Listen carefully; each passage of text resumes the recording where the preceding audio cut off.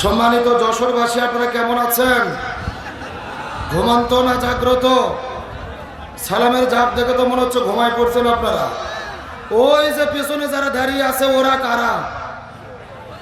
আপনাদেরকে অনুরোধ করে বলতেছি, যেহেতু আমি দ্বিতীয় বক্তা, আজকে ওয়াজ শেষ হবে, আমার টাইম শেষ হবে, কিন্তু ওয়াজ শেষ হবে না। এজন্য আপনাদের অনুরোধ করে বলতেছি, যে কয়জন লোক আছেন প্রথম দিক থেকে একটু আমার সামনে এসে বসেন তো দেখি। এই বাম দিক থেকে যে মুরব্বী বাবাজিরা আসে, নোটেন নোটেন নোটেন। পেছনে যারা দাঁড়িয়ে আছেন সামনে এসে বসার চেষ্টা করেন। আমি আপনাদেরকে সুন্নতি তরিকায় সালাম দিচ্ছি, আপনারা জবাব দেওয়ার চেষ্টা করুন। আসসালামু আলাইকুম ওয়া রাহমাতুল্লাহি ওয়া বারাকাতুহু।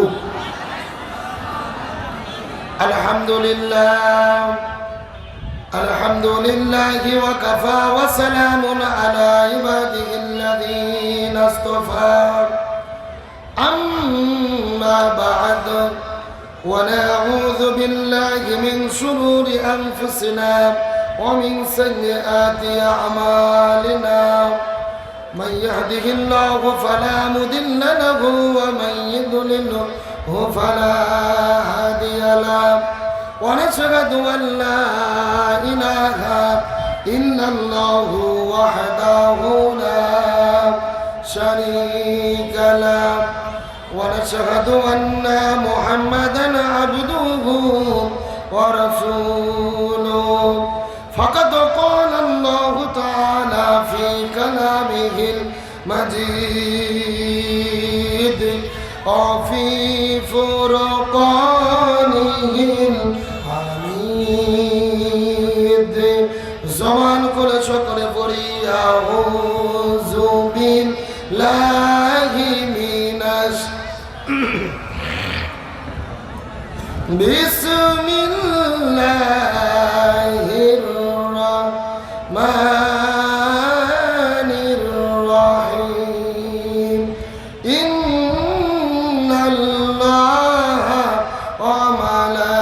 وملائكته يصلون على النبي يا أيها الذين آمنوا صلوا عليه وسلموا تسليما اللهم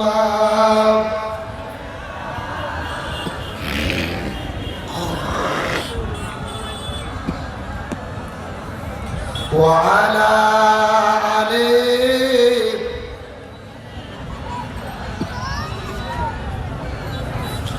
সকলে করে বালাগালা বিকামালিহি কাশাফাত জাবি জামালিহি হাসনাত জামিউ খিসালিহি সাল্লু ইমানের পথে অবিচল থেকে আমার মরণ যেন হয়। আমরা ইমানের পথে মৃত্যু চাই কি চাই না? আরো জোরে বলেন, চাই কি চাই না? যদি চাই সবাই জবান খুলে আমার সঙ্গে একটু বলেন, ইমানের পথে অবিচল থেকে আমার মরণ যেন তোমারই কাছে মিনতি আমার ও গো রহিম রহমান। ইমানের পথে অবিচল থেকে আমার মরণ যেন সকল একসঙ্গে ইমানের পথে অবিচল থেকে আমার মরণ যেন। আলহামদুলিল্লাহ, পৃথিবীর মানচিত্রে প্রায় 2 শতাধিক স্বাধীন দেশের মধ্যে মুসলিম সংখ্যা গরিষ্ঠ দ্বিতীয় বৃহত্তম বাংলাদেশের ঐতিহ্যবাহী যশোর জেলার অন্তর্গত ঝিকরগাছা থানায় ছুটিপুর বাজার গঙ্গানন্দপুর প্রাথমিক বিদ্যালয় মাঠ প্রাঙ্গণে আয়োজিত বাংলাদেশের অত্যন্ত পরিচিত মুখ সংস্কৃতি কঙ্গনের উজ্জ্বল নক্ষত্র, আপনাদের এলাকার কৃতি সন্তান, আমার প্রিয় শ্রদ্ধাভাজন ভালোবাসার প্রিয় ভাই জনাব কবির বিন সামাদ প্রতিষ্ঠিত ঠিকানা তানজিমুল কোরআন ক্যাডেট মাদ্রাসার হিফজুল কোরআন বিভাগের উদ্বোধন উপলক্ষে বিশাল তাফসীরুল কোরআন মাহফিল। আজকের মাহফিলের সম্মানিত সুযোগ্য সভাপতি, প্রধান অতিথি, আমন্ত্রিত উলামায়ে কেরাম, বিশেষ করে আমি আসার পূর্ব মুহূর্ত পর্যন্ত কোরআন এবং হাদিসের আলোকে যিনি অত্যন্ত গুরুত্বপূর্ণ আলোচনা করে শোনালেন, বিশিষ্ট ইসলামী চিন্তাবিদ আমার প্রিয় ভাই মাওলানা মাহবুবুর রহমান যশোর। আজকের প্রোগ্রাম পরিচালনার দায়িত্বে যিনি রয়েছেন আমার প্রিয় ভাই বিশিষ্ট ইসলামী চিন্তাবিদ কবির বিন সামাদ, সহকারী পরিচালক হিসেবে রয়েছেন সাবেক শিবির নেতা আমার প্রিয় ভাই তরিকুল ইসলাম সহ আজকের প্রোগ্রামের যিনি প্রধান আলোচক হিসেবে আলোচনা করবেন আন্তর্জাতিক খ্যাতিসম্পন্ন মুফাসসির কোরআন বিশিষ্ট ইসলামী চিন্তাবিদ আমার বন্ধুবর মৌলানা গোলাম রব্বানী যুক্তিবাদী। আমরা সমস্ত আলেমদের জন্য দোয়া করি আল্লাহ তাআলা সকলের কণ্ঠকে কোরআনের ময়দানে বিশ্বময় কবুল করুক, বলেন আমিন। মঞ্চ উপস্থিত বিভিন্ন শ্রদ্ধাভাজন ব্যক্তিবর্গ, আমার সামনে উপস্থিত দিনদার পরেশগার ইমানদার মুত্তাকি ভাইরা, পর্দার অন্তরালে অবস্থানরত মা এবং বোনেরা, সকলের প্রতি শ্রেণী মোতাবেক শুভেচ্ছা জ্ঞাপন করে দীর্ঘ একটি বছর পরে বাক স্বাধীনতা ফিরে পাওয়ার পরে নতুন স্বাধীন দেশে স্বৈরাচার মুক্ত বাংলাদেশে পবিত্র ঈদ উল ফিতরের পরে আপনাদের কাছে জিজ্ঞেস করতে চাচ্ছি, ও যশোরবাসী, আপনারা সকলে কেমন আছেন? আলহামদুলিল্লাহি রাব্বিল, যে আল্লাহ তাআলা দয়া করে মায়া করে মহব্বত করে আরামের ঘুম থেকে পৃথক করে কোরআনের মহব্বতে জান্নাতের বাগানে আসার এবং বসার মতো তৌফিক দান করলেন, সে আল্লাহর প্রতি আপনারা খুশি না বেজার? কম না বেশি? যদি হয়ে থাকেন খুশি, মুখে নিয়ে হাসি, উঁচু করে কাল্লা চিৎকার করে পড়তেছে আলহামদুলিল্লাহ। আরো জোরে বলি আলহামদুলিল্লাহ। রব্বানা লাকাল হামদ হামদান কাসীরান তাইয়িবান মুবারাকান ফীহি। চিৎকার করে বলতেছে আল্লাহু আকবার। আরো জোরে বলি আল্লাহু আকবার। এ যশোরের মুসলমান, গত 16 বছর পরে স্বৈরাচার মুক্ত বাংলাদেশে এইবার ঈদ হয়েছে। ঈদের আনন্দ আপনাদের কেমন হয়েছে? ভালো না খারাপ? গত 16 বছর আমরা ঈদ করেছি বাংলাদেশে, মূলত ঈদের আনন্দ আমাদের পরিবারে পৌঁছে নাই। হাজার হাজার আলেমেরা জেলের মধ্যে বন্দী ছিল, জামাত ইসলাম বিএনপির হাজারো নেতা কর্মী জেলের মধ্যে বন্দী ছিল, যাদের সন্তান জেলের মধ্যে বন্দী ছিল। আমরা ঈদের আনন্দ করেছি, কিন্তু যাদের সন্তান জেলে বন্দী ছিল তাদের পরিবারে ঈদের আনন্দ ছিল না। শত শত আলেমেরা জেলের মধ্যে বন্দী ছিল, আমরা ঈদের আনন্দ করেছি, কিন্তু যে আলেমেরা জেলের মধ্যে বন্দী ছিল ওই আলেমদের পরিবারে ঈদের আনন্দ ছিল না। কিন্তু এই বছর 16 বছর পরে প্রকৃতপক্ষে আমরা ঈদের আনন্দ করেছি। এমনকি যুবক ছেলেপেলে রাজপথে নেমে মিছিল করেছে, আপা সারা ঈদ মুবারক, কাউয়া সারা ঈদ মুবারক। এই কথা কন না কা? আপা মানে বোঝেন নাই? রাবিয়া বসরি, তাহাজ্জুদ গুজারি স্বৈরাচার হাসিনা। আর কাউয়া মানে কে ভালো করে তো চেনেন, ওবায়দুল কাদের সাহেব। আমি একটা কথা পরিষ্কার করে বলি, যে আল্লাহ তাআলা স্বৈরাচার মুক্ত বাংলাদেশে প্রকৃতপক্ষে ঈদ করার মতো তৌফিক দিয়েছেন, আমরা খুশি না বেজার? চিৎকার করে একবার বলেন তো দিকে আলহামদুলিল্লাহ। কিন্তু আজকের আলোচনার শুরুতেই বলতে চাই, এ যশোরের মুসলমান গভীর মনোযোগ। আমরা যে সময় কোরআনের মাহফিলে বসে গিয়েছি, লক্ষ্য করে দেখুন ফিলিস্তিনের গাজার দিকে, লক্ষ্য করে দেখুন রাফা শহরের দিকে বোমা মেরে মুসলমানদেরকে শহীদ করে দেওয়া হচ্ছে। এই যে গত 3 দিন আগে যখন হামলা করেছে রাফা শহরে, বোমার বাতাসের ধোঁয়া যখন উপর দিকে উঠেছে, মুসলমানের লাশগুলো আকাশের দিকে উঠে ওড়া শুরু করে দিয়েছে। মাত্র কয়েক মাসে 50,000 মুসলমানদেরকে গুলি করে তারা জমিন থেকে বিদায় করে দিয়েছে। বিল্ডিংয়ের উপরে হামলা করেছে। রাফা শহরে 1,17,000 মানুষের বসবাস ছিল, বর্তমানে একজন মানুষ নেই। পুরো রাফা শহরটা কবরস্থানে পরিণত হয়েছে। ছোট বাচ্চাদেরকে জমিন থেকে বিদায় করে দেওয়া হচ্ছে। একটা বিল্ডিং ভেঙে পড়েছে, ওই বিল্ডিং এর চাপা পড়েছে ছোট্ট বাচ্চা। কয়েকটা কুকুর দৌড়ে এসে ছোট্ট বাচ্চাদেরকে দেখে কেঁদে কেঁদে কুকুরগুলো বাচ্চাগুলোদেরকে উদ্ধার করেছে। কিন্তু মনের মধ্যে বড় কষ্ট, ওই ছোট বাচ্চার কান্নাই কুকুরের মনে ব্যথা লাগলো, কুকুরের মনে মানবতা জাগলো। অথচ তামাম পৃথিবীর 200 কোটি মুসলমান আমরা নাকে সর্ষের তেল দিয়ে ঘুম পাচ্ছি, আমাদের মধ্যে কোনো মানবতা নেই। তামাম পৃথিবীর 200 কোটি মুসলমানের অন্তরে যদি মানবতা জাগতো, আর আমরা যদি ফিলিস্তিনের নির্যাতিত মুসলমানদের পক্ষে দাঁড়িয়ে 200 কোটি মুসলমান লড়াই সংগ্রামের দরকার নেই, অস্ত্র নিয়ে যুদ্ধ করার দরকার নেই। তামাম পৃথিবীর 200 কোটি মুসলমান একত্রিত হয়ে আমরা যদি সুন্নতি তরিকায় প্রসব করতে পারতাম, ওই প্রসবের ছোটে ওই ইহুদির বাচ্চারা লোহিত সাগর আর মধ্য সাগরে ভেসে যেতে বাধ্য হতো। কিন্তু মনের মধ্যে বড় কষ্ট, 57টা মুসলমান দেশের রাষ্ট্রপ্রধান ওরা শুধু বলতেছে তীব্র নিন্দা এবং প্রতিবাদ জানাই। প্রতিবাদ জানিয়ে তারা বসে আছে, নিন্দা জানিয়ে তারা বসে আছে, আর মুসলমানদেরকে বলতেছে তোমরা দোয়া করো। কি করো? শুধুমাত্র দোয়া দিয়ে যদি মুসলিম মানবতার মুক্তি হতো, আমাদের নবীজি 27টে জিহাদের নেতৃত্ব দেওয়া লাগতো না। শুধুমাত্র দোয়া দিয়ে যদি মানবতার মুক্তি হতো, আমাদের নবী উহুদের ময়দানে দন্দর মুবারক শহীদ করা লাগতো না। শুধু দোয়া দিয়ে যদি মানবতার মুক্তি হতো, আমাদের নবী তায়েফের ময়দানে রক্ত ঝরানো লাগতো না। সুতরাং আল্লাহর কোরআন বলেছেন, ওমা লাকুম লা তুকাতিলুনা ফি সাবিলিল্লাহি ওয়াল মুস্তাদআফিনা মিনার রিজালি ওয়ান নিসাই ওয়াল বিলদানিল্লাযিনা ইয়াকুলুনা রাব্বানা আখরিজনা মিন হাযিহিল ক্বরিয়াতিজ যালিমি আহলুহা ওয়াজআল লানা মিন লাদুনকা ওয়ালিয়্যা ওয়াজআল লানা মিন লাদুনকা নাসীরা। আল্লাহর কোরআন বলেছেন, তোমাদের কি হলো? তোমরা কি শুধু ঘুমাই ঘুমাই সময় পার করবে? অথচ ফিলিস্তিনের দিকে লক্ষ্য করো, হাজারো মুসলমান মানবতাকে বিদায় করে দেওয়া হচ্ছে। ছোট ছোট শিশু আর নারী পুরুষগুলো আল্লাহর কাছে ফরিয়াদ করে বলে, আল্লাহ এই মাজলুম জনপদ থেকে আপনি আমাদেরকে মুক্ত করে দেন, অথবা একজন সাহায্যকারী পাঠান, তিনি আমাদের সাহায্য করে মুক্ত করবে, অথবা এই জমিন থেকে আপনি আমাদের বের করে নেন। এই আয়াতের দিকে পাকিস্তানের বিখ্যাত মুফতি আল্লামা তাকি ওসমানী সহ তামাম পৃথিবীর সমস্ত মুফতিগুলো ফতোয়া দিয়েছে।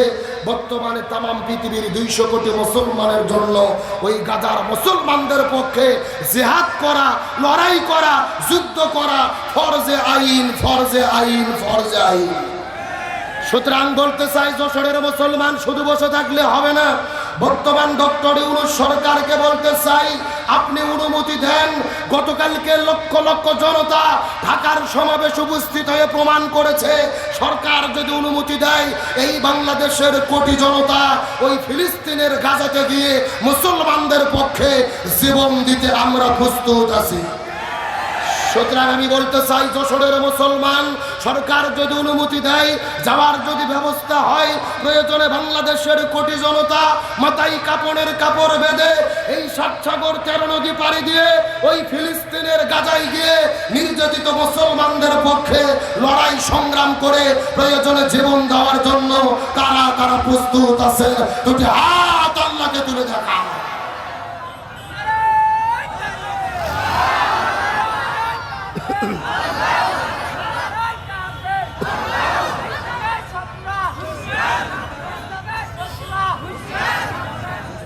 এই যশোরের মুসলমান, আপনাকে মন খারাপ করলেন? বর্তমান প্রেক্ষাপটে এই কথাগুলো জানা আমাদের জন্য খুবই জরুরি ছিল। আজকে তামাম পৃথিবীর লক্ষ লক্ষ মুসলমান ফিলিস্তিনের নির্যাতিত মুসলমানদের পক্ষে। গতকালকে আপনারা দেখেছেন ঢাকার সোহরাওয়ার্দী উদ্যানে যেই সমাবেশ হয়েছে, লক্ষ লক্ষ মানুষের উপস্থিতি ঘটেছে, তামাম পৃথিবীর মিডিয়াতে প্রচার হচ্ছে। ফিলিস্তিনিদের পক্ষে এই ঢাকার সমাবেশটা ছিল সবচাইতে বড় সমাবেশ। চিৎকার করে বলেন আল্লাহু আকবার, আর জোরে বলেন আলহামদুলিল্লাহ। গতকালকে ঢাকার প্রোগ্রামে উপস্থিত ছিলাম, আল্লাহ আমাকে তৌফিক দিয়েছিলেন।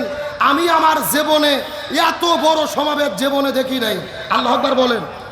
সোহরাওয়ার্দী উদ্যান পার হয়ে লক্ষ লক্ষ জনতা পুরো ঢাকা শহরে ছড়িয়ে পড়েছেন। আমাদের প্রিয় ভাই ডক্টর মিজানুর রহমান আল আজহারি মঞ্চে এসে যখন স্লোগান দেওয়া শুরু করলেন, তামাম ঢাকা শহর কম্পিত হওয়া শুরু করেছেন। আল্লাহু আকবার বলেন। তার মানে প্রমাণ হয়েছে, বাংলাদেশের আলেম সমাজ যখন ডাক দেয়, এই দেশের জনগণ তাদের ডাকে সাড়া দেয়। একই মঞ্চে জামাতের নেতা, একই মঞ্চে বিএনপির নেতা, একই মঞ্চে হেফাজতের নেতা, একই মঞ্চে খেলাফত মজলিসের নেতা। তার মানে বোঝা গেল বাংলাদেশের আলেমেরা যদি ডাক দেয়, তাম বাংলাদেশের মুসলমানেরা এক কাতারে এসে প্রমাণ করেছে আলেমরা যদি নেতৃত্ব দিয়ে এগিয়ে যেতে চায়, এই দেশের মানুষ তাদের সাথে আছে। কিন্তু কিছু কিছু লোক সমালোচনা করার লোক আছে না নাই? আজারি ভাই মঞ্চে আসলেন, বক্তব্য দিলেন, মোনাজাত শুরু হয়েছে। আজারি ভাই মোনাজাত শেষ করে হঠাৎ করে মোনাজাতের মাঝখানে চলে গেছেন। সোশ্যাল মিডিয়াতে তুমুল ঝড়। আজারি মোনাজাত বাদ দিয়ে কেন চলে গেল? কথা কি বোঝেন নাই? আসলে আমাদের দেশে একটা কথা আছে, দেখতে নারী চলন বাঁকা। যে যাকে দেখতে পারে না তার হাঁটাও ভুল মনে হয়। কথা বলে না কেন? আজারি ভাই সর্বপ্রথম মেসেজ দেওয়ার মাধ্যমে এই বাংলাদেশের লক্ষ লক্ষ জনতা ঢাকায় গেল, সমাবেশ হলো। আমাদের তো উচিত ছিল তার প্রশংসা করা, তাদেরকে উৎসাহ দেওয়া। আমরা সেটা না করে সমাবেশে কি ভুল হয়েছে, কে কি ত্রুটি করলো, আমরা সেটা বের করা নিয়ে ব্যস্ত আছি। এগুলো মানুষ হলো সমালোচক, এদের দ্বারা ইসলামের ক্ষতি হয়। ভালো করে বোঝেন, আজারি ভাই বর্তমানে বাংলাদেশের সবচেয়ে বড় সেলিব্রিটি, জনপ্রিয় ব্যক্তি। পিছন দিক থেকে স্বেচ্ছাসেবকরা বলছে, ভাই মোনাজাত চলতেছে, চলুক, আপনি একটু আগেই চলেন, প্রোগ্রাম শেষ হয়ে গেলে লক্ষ লক্ষ জনতা এসে ধাক্কা ধাক্কি করবে, আপনার নিরাপত্তা আমরা দিতে পারবো না। কেউ ছবি তুলতে চায়, কেউ সেলফি তুলতে চায়, অতএব আপনি মোনাজাত শেষ করে আমাদের সঙ্গে চলেন, আপনাকে আগেই একটু নিয়ে যেতে চাই। এই জন্য আজারি ভাই মোনাজাত রেখে চলে গেছে। এটা কি তার অন্যায়? এটা কি তার কোনো ভুল? অথচ ছোট্ট বিষয়টাকে সোশ্যাল মিডিয়াতে যারা ভাইরাল করতেছে, এদের বলতে চাই হিংসা করে কোনো লাভ নেই। আজারি ভাইকে সম্মান দিয়েছে আল্লাহ। আল্লাহ যদি কাউকে সম্মান দেয়, তাকে কেউ অপমানিত করতে পারবে না। আচ্ছা, তামাম পৃথিবীর মানুষ যদি আজারির ঠ্যাং ধরে, পাও ধরে নিচের দিকে টানে, আর আল্লাহ যদি আজারিকে উপরের দিকে উঠাতে চায়, তামাম পৃথিবীর লোককে নিচের দিকে নামাতে পারবে? জোরে বলেন, পারবে? আমরা দেখেছি আজারির যত ভুল ধরেছে, যত সমালোচনা করেছে, আল্লাহরও তার জনপ্রিয়তা তত বাড়াইয়া দিয়েছে। এই জন্য বলতে চাই, সমালোচনা নয়। গতকালকের প্রোগ্রাম বাংলাদেশের দলমত নির্বিশেষে যেই প্রোগ্রাম হয়েছে, এটা বাংলাদেশে ইতিহাস তৈরি হয়েছে, নতুন ইতিহাস সৃষ্টি হলো। এখান থেকে আমাদের শিক্ষা নিতে হবে। আলেমদের ডাকে সবাই সাড়া দিয়ে এক মঞ্চে যদি ওঠে, এই বাংলার জমিনে কোরআন কায়েমের জন্য আলেমদের ঐক্যবদ্ধভাবে আমাদের ডাক দিতে হবে, তাহলে এই জাতি আলেমদের ডাকে সাড়া দেবে ইনশাআল্লাহ। আল্লাহ তাআলা এই জমিনকে কোরআনের জন্য কবুল করুক, বলেন আমিন। আসেন, আমার সময় যেহেতু কম, শর্টকাটে কিছু কথা বলে আপনাদের মধ্য থেকে বিদায় নিয়ে চলে যাব। চিৎকার করে বলেন তো দেখি, বাংলাদেশে আমরা শান্তি চাই কি চাই না? আরো জোরে বলেন। আজকের আলোচনার বিষয় হলো বর্তমানে বাংলাদেশের প্রেক্ষাপটে শান্তি প্রতিষ্ঠায় আমাদের করণীয় কি, জানার দরকার আছে না নাই? ভালো করে বোঝেন। 1947 সালে ভারত, বাংলাদেশ, পাকিস্তান আমরা ব্রিটিশদের কাছ থেকে স্বাধীন হয়েছিলাম। উদ্দেশ্য কি? আমরা শান্তি পেতে চাই। দুর্ভাগ্যজনক হলেও সত্য, আমরা শান্তি পেলাম না। 1971 সালে আবারও দেশ স্বাধীন করলাম শান্তি পাওয়ার জন্য, শান্তি পেলাম না। 24-এ আবারও গণঅভ্যুত্থান করেছি শান্তি পাওয়ার জন্য। আমরা কি শান্তি পাচ্ছি? তাহলে কি করলে শান্তি পাওয়া যাবে, জানার দরকার আছে না নাই? আমার প্রিয় বন্ধুগণ, মুসলমান ভাইরা, গভীর মনোযোগ। কোনো দিকে নজর নাই, কোনো দিকে তাকাতাকি নেই। কতগুলো সুন্দর করে বোঝার চেষ্টা করবেন। এই জমিনের মধ্যে শান্তি কায়েম করতে গেলে আমাদের কি করতে হবে, গভীর মনোযোগ দিয়ে লক্ষ্য করে বোঝার চেষ্টা করবেন। আমাদের নবীজি এই জমিনের ভেতরে শান্তি প্রতিষ্ঠা করার জন্য 17 বছর বয়সে একটা দল গঠন করেছিল, যেই দলের নাম হলো হিলফুল ফুজুল। কি নাম বললাম? এ দোষরা মুসলমান, গভীর মনোযোগ লক্ষ্য করুন। নবীজি 17 বছর বয়সের ভেতরে এই জমিনের ভেতরে হিলফুল ফুজুল নামক দল গঠন করলেন, এই জমিনের মধ্যে শান্তি কায়েম করার জন্য। 17 বছর থেকে শুরু করে 40 বছর পর্যন্ত নবীজি 23 বছর ধরে চেষ্টা করেছে। কিন্তু দুর্ভাগ্যজনক ব্যাপার হলো, 23 বছর চেষ্টা করার পরেও আমাদের নবীজি এই জমিনের ভেতরে শান্তি কায়েম করতে পারলো। এ দোষরা মুসলমান, লক্ষ্য করে বোঝার চেষ্টা করবেন। নবীজি 23 বছর ধরে চেষ্টা করেছে, কিন্তু জমিনের ভেতরে শান্তি কায়েম করতে পারলো না। কিন্তু নবীজির বয়স যখন 40 বছর হয়ে গেল, আল্লাহ নবীজির উপরে যখন কোরআন নাজিল করলো, আল্লাহ নবীজি কোরআনের দাওয়াত দেওয়া শুরু করে দিলেন। এই জমিনের মধ্যে যখন কোরআনটা বাস্তবায়ন হয়ে গেল, তখন জমিনের মধ্যে শান্তিটা কায়েম হয়ে গেল। নবীজির জীবনটা 2 ভাগে ভাগ করার চেষ্টা করেন। নবুয়ত পাওয়ার আগে হলো 23 বছর, আর পরের হলো 23 বছর। আগে 23 বছর নবী চেষ্টা করেছে, কিন্তু জমিনের মধ্যে শান্তি কায়েম করতে পারেনি। কিন্তু পরে 23 বছরে নবীজি কেন শান্তি কায়েম করতে পারলো? এর পেছনে কারণ হলো আগের 23 বছরের ভেতরে নবীজির কাছে দল ছিল, কিন্তু নবীজির দলের ভিতরে আল্লাহর কোরআনের সংবিধান ছিল না। এখানে কেন কথা হচ্ছে? কথা বলতেছে কেন? আমার কথাকে আপনারা বুঝতে পেরেছেন? ভালো করে বুঝেন। আপনার আমার মতো 2 টাকার ছুটকে ফটকে হুজুর না, এলাকার তেলতেলা গোয়েন্দার নেতা নয়। স্বয়ং বিশ্বনবী 23 বছর ধরে চেষ্টা করেছে, এই জমিনের মধ্যে শান্তি কায়েম করতে পারেনি। নবীজির দল ব্যর্থ হয়েছে। তার মানে বোঝা গেল, বর্তমানে বাংলাদেশে যেই দলগুলো শান্তি কায়েম করতে চাচ্ছে, ওই দলের দ্বারা এই জমিনে শান্তি কায়েম সম্ভব হবে না, যেই দল আল্লাহর কোরআনের সংবিধান দিয়ে পরিচালিত হয় না। কথা কি ক্লিয়ার না ভেজাল আছে? কেন ভাই, যেই দল নিজেরাই কোরআন দিয়ে চলে না, ওদের নিজেদের মধ্যে তো মারামারি করে দলাদলি করে কুপকার। কথা বল না কে? ভালো করে বোঝেন। নামাজ রোজা হজ যাকাত যেমন ফরজ, প্রত্যেকটা মুসলমানের জন্য এই জমিনের ভেতরে দিন কায়েমের আন্দোলন করা তেমনি রূপে ফরজ। আল্লাহর কোরআন বলেছেন, ওয়াতাসিমু বিহাবলিল্লাহি জামিআন ওয়ালা তাফাররাকু, তোমরা যদি মুসলমান হও এই জমিনের ভেতরে দিন কায়েমের আন্দোলন করো, আল্লাহর রশিকে ঐক্যবদ্ধভাবে আঁকড়ে ধরো। আল্লাহর কোরআন বলেছেন, ওয়ালতাকুম মিনকুম উম্মাতুন ইয়াদউনা ইলাল খায়র ইয়ামুরুনা বিল মারুফ ওয়া ইয়ানহাউনা আনিল মুনকার, তোমাদের মধ্যে অবশ্যই একটা দল থাকবে যারা ভালো কাজের আদেশ করবে, অন্যায় কাজে বাধা দেবে। আল্লাহর কোরআন বলেছেন, আল্লাযীনা ইম্মাক্কান্নাহুম ফিল আরদি আকামুস সালাহ ওয়া আতাউজ যাকাত ওয়া আমারু বিল মারুফ ওয়া নাহাউ আনিল মুনকার। কোন মুসলমান দল যদি ক্ষমতায় যায়, 4টা কর্মসূচি বাস্তবায়ন করবে। 1 নম্বর নামাজ বাধ্যতামূলক করবে, 2 নম্বর যাকাত ভিত্তিক অর্থনীতি কায়েম করবে, 3 নম্বর ভালো কাজ চালু করবে, 4 নম্বর মন্দ কাজ বন্ধ করবে। সুতরাং ক্ষমতায় যাওয়ার পরে যেই দল এই 4 কর্মসূচি বাস্তবায়নের ঘোষণা দেবে, ইমানদার মুসলমান হিসেবে তাদের পক্ষেই আমাদের থাকতে হবে। বক্তব্যকে আব্দুল সালাম যুক্তিবাদী না আল্লাহর? আরো জোরে বলেন কার? সূরা হজ আয়াত নম্বর 41। জোরে বলেন 45। তাহলে চিৎকার করে বলেন, দল যদি করাই লাগে কিসের দল করব? এই রাজনীতি যদি করাই লাগে কিসের রাজনীতি করব?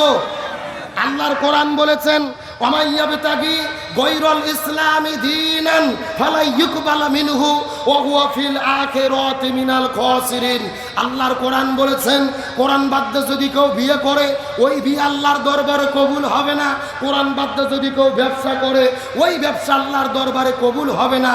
কোরআন বাদ যদি কেউ রাজনীতি করে, ওই রাজনীতিও আল্লাহর দরবারে কবুল হবে না। তাহলে রাজনীতি যদি করাই লাগে কিসের রাজনীতি করব? তাহলে চিৎকার করে বলেন, শান্তির জন্য কি লাগবে? আর বলে বলেন। এই জন্য আল্লাহ সুবহানাহু ওয়া তাআলা বলেছেন, ওয়ামান আরাদা আন যিকরি ফাইন্না লাহু মাঈশাতান দানকা ওয়া নাহশুরুহু ইয়াওমাল কিয়ামাতি আমা।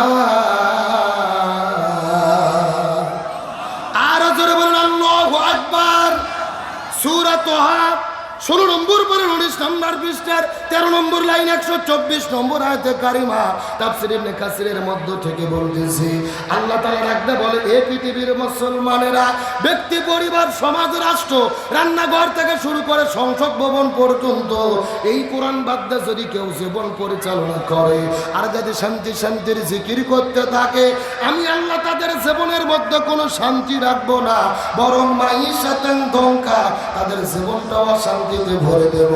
আর কিয়ামতের ময়দানে এই জমিনে যারা কোরআন মানবে না, আল্লাহ হাসরের ময়দানে তাদের দুই চোখকে কানা করে বন্ধ করে আল্লাহ হাসরের ময়দানে উত্তোলিত করবেন। জোরে বলা যাবে কি নাউজুবিল্লাহ। এই পৃথিবীতে যারা কোরআন মেনে চলবে না তাদের জীবনে অশান্তি দেবে কে? আর হাসরের ময়দানে তাদের দুই চোখকে কানা করে বন্ধ করে কে উঠাবে? এ ভাই, এখানে কথা বন্ধ হচ্ছে না,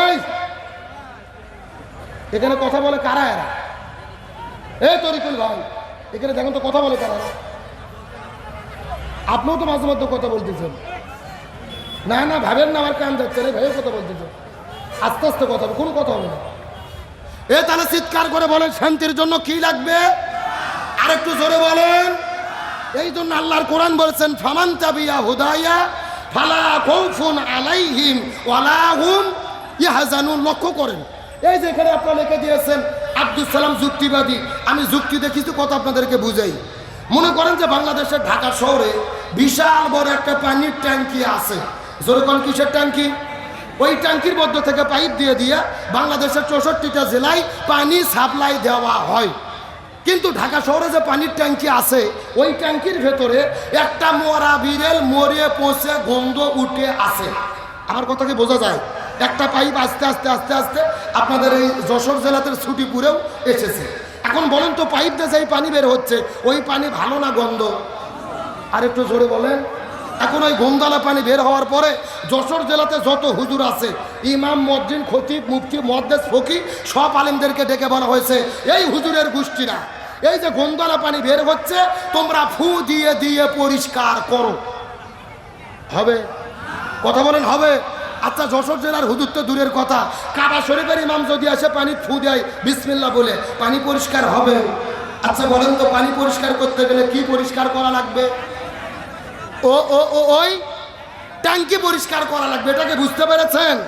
এইবার আসল ওয়াজ শোনেন, আসল ওয়াজ। এই বাংলাদেশেও শান্তি প্রতিষ্ঠার একটা ট্যাঙ্কি আছে, যার নাম হলো সংসদ ভবন। আরো ধরে বলেন।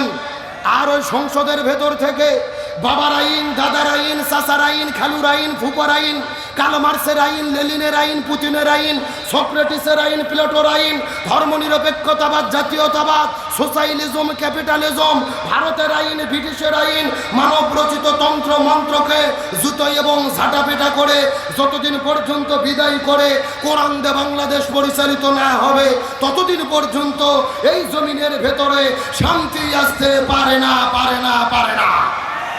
সুতরাং বাংলাদেশে শান্তি কায়েমের জন্য এই কোরআন সংসদের মধ্যে ঢুকাইয়া কোরআন দিয়ে বাংলাদেশ চলুক, এটাকে আপনারা চান? এ ধরে বলেন, চান? কারা কারা চান? দুটি হাত আল্লাহকে তুলে দেখান। দেন একজন তাকবীর দেন দেখি।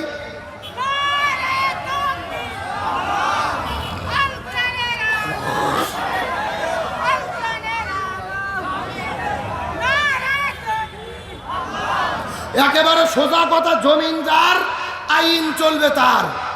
আল্লাহর জমিনে আল্লাহর আইন কায়েম করা ছাড়া এই জমিনে কখনো শান্তি আসতে পারে? এ যশোরে মুসলমান গভীর মনোযোগ। বাংলাদেশে কোরআনের আইন চালু হলে কতটা শান্তি হবে তার বাস্তব প্রমাণ হলো আল্লাহর কোরআন বলেছেন, আর রিজালু কাওয়ামুনা আলান নিসা। দেশের পরিচালক পুরুষ নারী নয়, পুরুষদেরকে হতে হবে। কার কথা? এই যে ডক্টর মোহাম্মদ ইউনূস মাত্র 7 মাস হলে ক্ষমতার চেয়ারে বসেছে, বাংলাদেশ চালাচ্ছে। সত্য করে বলেন তো, বাংলাদেশ আগের চাইতে ভালো আছে না খারাপ আছে? আরো জোরে বলেন, ভালো না খারাপ? এই গত 7 মাসে আমরা যা দেখেছি, বিশেষ করে সরকারকে ধন্যবাদ দেই। গতকালকে লক্ষ জনতা ঢাকায় গিয়ে দাবি করেছে বাংলাদেশের পাসপোর্টের ভেতরে আগে লেখা থাকতো এই পাসপোর্ট দিয়ে পৃথিবীর সব দেশে যাওয়া যাবে এক্সেপ্ট ইসরায়েল। শুধু ইসরায়েল ব্যতীত ইসরায়েলে যাওয়া যাবে না। কিন্তু স্বৈরাচার হাসিনার সরকার ক্ষমতায় আসার পরে তারা ওই সত্যতা তুলে দিয়ে বাংলাদেশের মানুষকে ইসরায়েলে যাওয়ার সুযোগ করে দিয়েছিল। কিন্তু আজকে নিউজের মধ্যে দেখলাম আমার দেশের সরকার আবারও একসেপ্ট ইসরায়েল ওই পাসপোর্টের মধ্যে লেখার নিয়মতান্ত্রিকভাবে তারা সিদ্ধান্ত গ্রহণ করেছে, আর বাংলাদেশের কোনো নাগরিক ইসরায়েলে যেতে পারবে না। চিৎকার করে বলেন আল্লাহু আকবার। আমরা সরকারকে ধন্যবাদ দেই, বাংলাদেশের তৌহিদি জনতার মনের দাবি পূরণ করে এই কাজটি করার জন্য। ভালোকে ভালো বলতে হবে, মন্দকে মন্দ বলতে হবে। ডক্টর মোহাম্মদ ইউনূসকে আপনি না দেখতে পারেন, তার ভালো না লাগতে পারে, তবে তিনি যে ভালো কাজগুলো করেছে এটা আমাদের স্বীকার করতেই হবে। ভালো করে বোঝেন, ডক্টর ইউনূস যদি শুধু ক্ষমতা না নিত, 3 মাসের ভেতরে সেনাবাহিনী ক্ষমতা নিয়ে ওই স্বৈরাচারকে বাংলাদেশে ঢুকে দিত। শুধু ডক্টর ইউনূসের জন্য ওই ভারতের দাদাবাবুরা পেরিয়ে ওঠে নাই। ষড়যন্ত্র করে কোনো লাভ নাই। আমরা দেখেছি হাসিনা পালা যাওয়ার পরে ভারত বলেছিল বাংলাদেশে পিএস দেব না, আলু দেব না, বাংলাদেশের মানুষকে না খাওয়াইয়া মারবো। চিৎকার করে বলেন রিজিকের মালিককে। আরো জোরে বলেন কে? ভারত বলেছিল বাংলাদেশে পিএস আলু দেব না, আমরা বলছিলাম আমরা ভারতের পিএস আলু খাবো না। কথা কর না গা। আমরা 15 দিন ভারতের পিএস আলু টাকা দিয়ে কিনি নাই। এখন ভারতে পিএস হলো 1.5 টাকা কেজি, আলু হলো 2 টাকা কেজি। পিএস আর আলু পচে যাচ্ছে। ভারতের কৃষকেরা রাস্তার মধ্যে ফেলে দিয়ে নরেন্দ্র মোদীর বিরুদ্ধে আন্দোলন করতেছে। মোদি হটাও, দেশ বাঁচাও, মোদি দাদার সিটিং বাস। আল্লাহু আকবার বলেন। আল্লাহর কোরআন বলেছেন ওয়ামাকারু ওয়ামাকার আল্লাহ আল্লাহু খায়রুল মাকিরিন। তারাও ষড়যন্ত্র করে, আল্লাহ কৌশল অবলম্বন করে। কার কৌশল বিজয় হয়? আমাদের দেশে একটা কথা আছে, অন্যের জন্য গর্ত খুললে ওই গর্তে নিজেকেই যেই